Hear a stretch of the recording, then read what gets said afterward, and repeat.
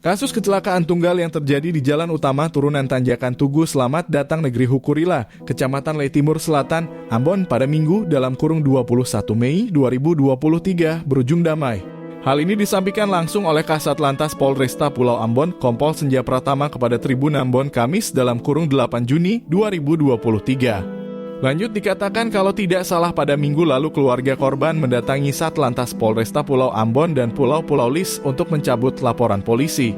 Diberitakan satu unit angkutan kota dalam kurung angkot alami kecelakaan tunggal di Jalan Utama Turunan Tanjakan Tugu Selamat Datang Negeri Hukurila, Kecamatan Lei Timur Selatan, Ambon, Minggu dalam kurung 21 Mei 2023, sekitar pukul 14.50 waktu Indonesia Timur.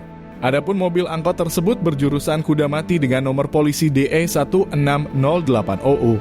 Saat kecelakaan, angkot itu sedang mengangkut 18 mahasiswa dan dekan FISIP Universitas Kristen Indonesia Maluku dalam kurung UKIM.